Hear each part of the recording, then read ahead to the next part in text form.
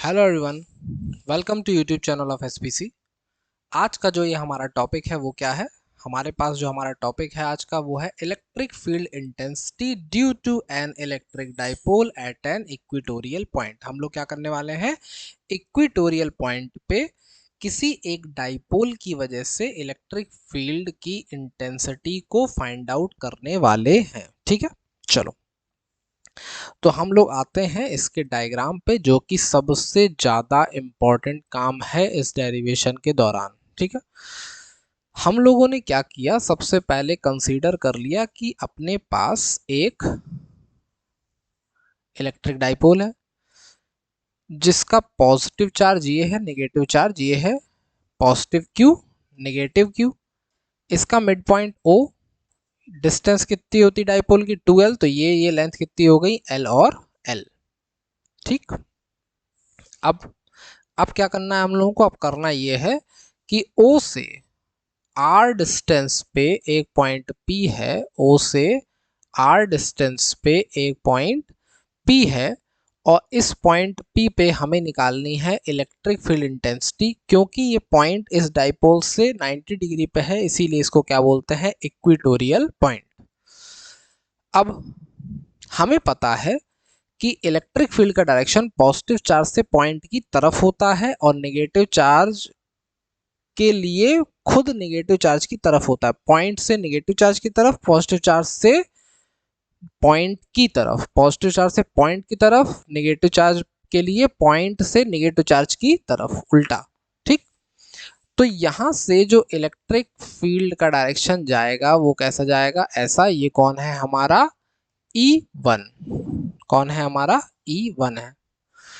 और इधर ये चला गया, ये कौन है? हमारा E2। कौन है? हमारा E2 है। ठीक है, अब अगर ये एंगल दोनों थीटा है तो यहां पे हम एक डॉटेड लाइन ऐसे हमने ड्रॉ कर दी, बड़ी सुंदर सी। तो ये एंगल थीटा, तो ये भी थीटा, करेस्पॉन्डिंग एंगल।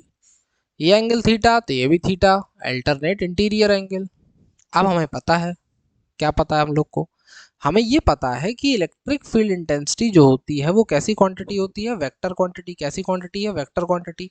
अगर वेक्टर क्वांटिटी है तो दो कंपोनेंट है, हॉरिजॉन्टल एक वर्टिकल, एक हॉरिजॉन्टल एक वर्टिकल।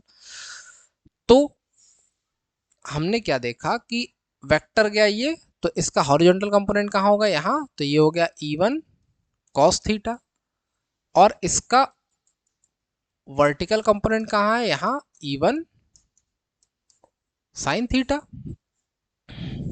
अब E2 की बारी आ गई। E2 के लिए भी हॉरिजॉन्टल कंपोनेंट कहाँ है? यहाँ है E2 cos थीटा, जबकि वर्टिकल कंपोनेंट कहाँ है? यहाँ है E2 sin थीटा। ये डिस्टेंस कितनी थी? R। ये कितना था? L। पाइथागोरस लगा के हमको क्या पता चल गया कि ये डिस्टेंस कितनी है? R² plus L²।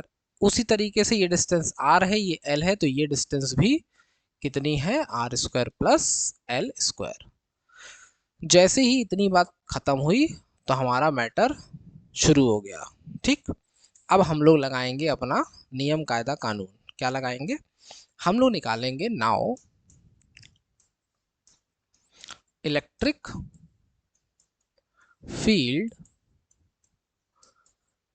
इंटेंसिटी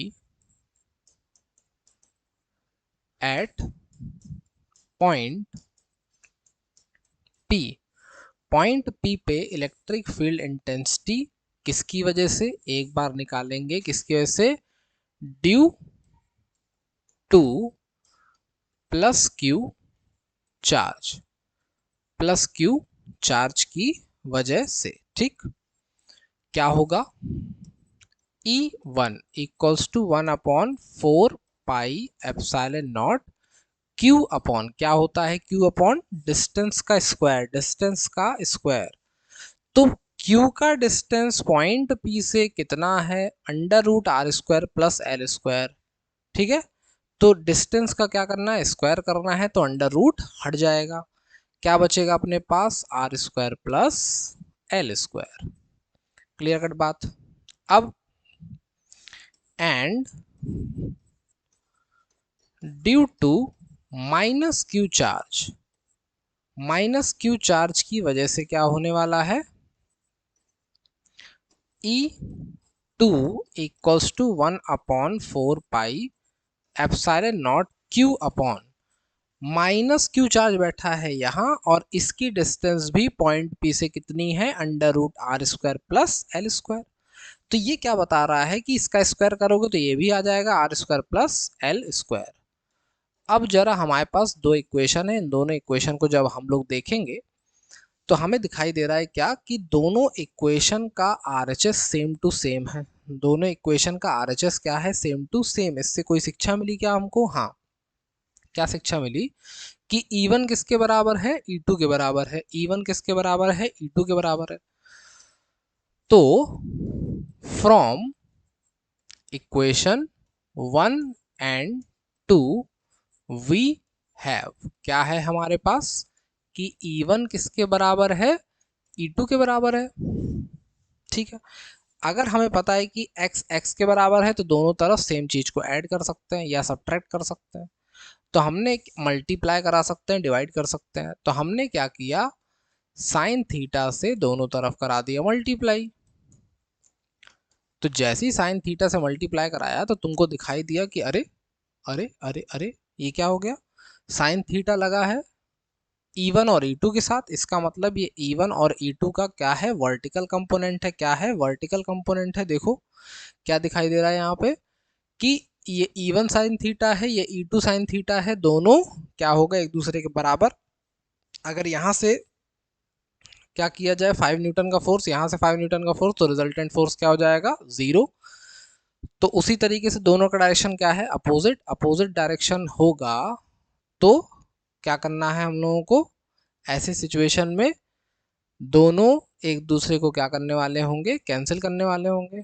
दोनों क्या करने वाले होंगे, एक दूसरे को कैंसिल करने वाले होंगे। ठीक है, तो अब क्या होने वाला है, देखो हमको दिख गया कि therefore vertical components of electric field intensity are equal. इसका मतलब, एक सेकंड रुको,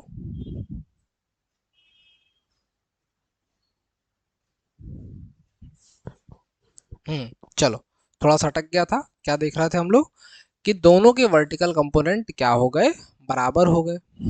तो vertical components of electric field intensity are equal, ये बात हम लोग को पता चल चुकी है।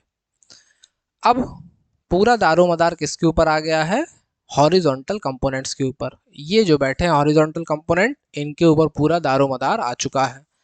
तो नेट इलेक्ट्रिक फील्ड इंटेंसिटी जो देंगे वो ये दोनों देंगे। दोनों का डायरेक्शन कैसा है, सेम। दोनों का डायरेक्शन कहाँ है, एक ही तरफ है। एक ही तरफ है तो दोनों एक दूसरे को क्या करेंगे, ऐड करेंगे। दोनों एक दूसरे के साथ ऐड हो जाने वाले हैं। तो E1 cos थीटा और E2 cos थीटा क्या आने वाला है, sum of E1 cos theta and E2 cos theta क्या बनने वाला है, अब रिजल्टेंट इलेक्ट्रिक फील्ड इंटेंसिटी। तो हमने क्या लिखा, नाउ नेट और रिजल्टेंट, तो नेट लिख देते हैं, now net electric field intensity at point P क्या होगा, नेट इलेक्ट्रिक फील्ड हो जाएगी E equals to E1 cos theta plus E2 cos theta. तो हम लोग देख रहे हैं कि cos थीटा कह रहा है कि हमको भैया ले लो, क्या ले लो, कॉमन ले लो। तो E1 प्लस E2 साथ में cos थीटा, ये कौन बन गया, E। अब अपने पास वैल्यू किसकी किसकी है, E1 की है 1/4 पाई Q upon r² plus l²। E2 की वैल्यू भी सेम टू सेम है। cos थीटा की अगर बात करें तो cos थीटा जो हमारा है वो कैसे आएगा, cos थीटा आने वाला है इस ट्राइंगल से अपने, कॉस थीटा क्या होता है, बेस अपॉन हाइपोटेनस। तो बेस कौन है, एल, हाइपोटेनस कौन है, under root R square plus L square. ठीक है, तो हम लोग आ गए यहाँ, क्या है कि ई जो बना वो क्या बना, E1 प्लस E2, दोनों की वैल्यू रखी 1/4 pi epsilon naught Q upon R square plus L square plus 1/4 pi epsilon naught क्या होगा इसके बाद, Q upon R square plus L square, और साथ में कॉस थीटा क्या है, बेस अपॉन हाइपोटेनस। तो बेस कौन था, एल, हाइपोटेनस था under root R square plus L square. तो बेस एल और हाइपोटेनस क्या हो गया, under root R square plus L square, दोनों सेम टू सेम। तो क्या हो गया, हमने इसको लिख दिया 2Q upon 4 pi epsilon not.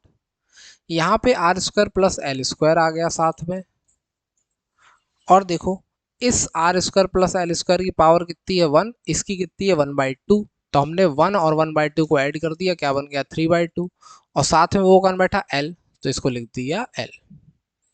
अब हम लोग को पता है, क्या पता है कि हम लोग को पता है कि now since electric dipole moment क्या होता है, P इक्वल्स टू होता है Q इंटू 2L। तो Q into 2L, Q into 2L क्या बन गया हमारा, इलेक्ट्रिक डाइपोल मोमेंट। क्या बन गया, इलेक्ट्रिक डाइपोल मोमेंट बन गया। तो इसको हमने यहाँ पे सेट कर दिया। तो E इक्वल्स टू क्या आ गया, 1/4 pi epsilon naught P upon R square plus L square power 3/2। ठीक, अब क्या करेंगे, अब हम लोग लगाएंगे कंडीशन। कौन सी कंडीशन, कि सिंस L इज बहुत छोटा than R, L is very very छोटा देन R, तो क्या हो जाएगा ऐसी सिचुएशन में, ऐसी सिचुएशन में ये हो जाएगा कि L का स्क्वायर टेंड करेगा 0 की तरफ। कोई चीज अगर छोटी होती है तो इसका स्क्वायर और छोटा होता है। तो इसको पुट किया यहाँ पे, एल स्क्वायर की जगह क्या रखेंगे 0, तो हमें मिलेगा therefore E equals to 1/4 pi epsilon naught P upon L square 0, R का स्क्वायर पावर 3/2, क्या होगा आर स्क्वायर पावर 3/2, पावर पे पावर, पावर का क्या होता है मल्टीप्लाई, 2 से 2 कैंसिल। तो ई इक्विटोरियल जो हमारा आने वाला है वो क्या आ गया, 1/4 pi epsilon naught P upon R cube. ठीक, और हम लोग जानते हैं कि 1/4 पाई एप्सिलॉन नॉट की वैल्यू क्या होती है, 9 इंटू 10⁹। तो जब हमें ज़रूरत पड़ेगी न्यूमेरिकल सॉल्व करने की, या फिर मान लो कि कहे कि शो करिए कि E equatorial 9 into 10⁹ P upon R cube होता है, तो एक लाइन और लिखेंगे, क्या लिखेंगे कि सिंस 1/4 पाई एप्सिलॉन नॉट क्या होता है 9 इंटू 10⁹ होता है, इसीलिए ई इक्विटोरियल क्या बन जाएगा 9 into 10⁹ P upon R cube. और यूनिट अगर याद रहे तो बिल्कुल लिख देना चाहिए फॉर्मूले के बगल में, न्यूटन पर कूलम। क्या यूनिट होता है इसका, न्यूटन पर कूलम होता है। ठीक है, चलो तो एक बार सरसरी निगाह से दोबारा से देखते हैं। क्या था अपने पास, एक इलेक्ट्रिक डाइपोल है, पॉजिटिव चार्ज की वजह से इलेक्ट्रिक फील्ड पॉइंट की तरफ, निगेटिव चार्ज की वजह से पॉइंट से चार्ज की तरफ। ठीक, तो ये E1 ये E2 दोनों के हॉरिजॉन्टल कंपोनेंट यहाँ, वर्टिकल कंपोनेंट ऊपर और नीचे। ठीक है, प्लस क्यू चार्ज की वजह से electric field 1/4 pi epsilon naught Q upon R square plus L square, minus charge की वजह से 1/4 pi epsilon naught Q upon R square plus L square. Equation 1 और 2 को जब देखा तो दिखाई दिया कि दोनों के RHS बराबर हैं, इसका मतलब LHS भी बराबर होंगे, तो इसीलिए E1 किसके बराबर हो गया E2 के, E1 किसके बराबर हो गया E2 के। तो दोनों तरफ साइन थीटा का मल्टीप्लाई कराया, मल्टीप्लाई कराते दिखाई दे कि अरे ये तो वर्टिकल कंपोनेंट है, इसका मतलब दोनों के वर्टिकल कंपोनेंट जो ऐसे थे वो दोनों एक दूसरे के बराबर होंगे और एक दूसरे को क्या कर देंगे, कैंसिल कर देंगे। इसका मतलब जो नेट फील्ड होगी वो केवल हॉरिजॉन्टल कंपोनेंट की वजह से होगी, हॉरिजॉन्टल कंपोनेंट क्या थे, E1 cos theta E2 cos theta, दोनों का डायरेक्शन क्या था, सेम था, इसीलिए दोनों को क्या कर दिया, ऐड कर दिया, cos थीटा ले लिया कॉमन, E1 और E2 की वैल्यू पुट कराई, cos थीटा की वैल्यू बेस अपॉन हाइपोटेन्यूज से पुट कराई, दोनों को ऐड किया, उसका मल्टीप्लाई कराया, 2QL क्या बन गया, P बन गया। अब L क्योंकि बहुत छोटा है तो उसका स्क्वायर और छोटा होगा, वैल्यू पुट कराई और हमारा आंसर हमारे सामने। ठीक है, तो इस तरीके के इंपॉर्टेंट टॉपिक्स जो हैं उनको हम लोग करते रहेंगे। तो क्या करना है हम लोगों का मेन काम क्या है, रिवाइज करना है, लिखना है, प्रतिदिन सोने से पहले रिवीजन जरूर करना है। ठीक है, पढ़ते रहिए। जय हिंद, जय भारत।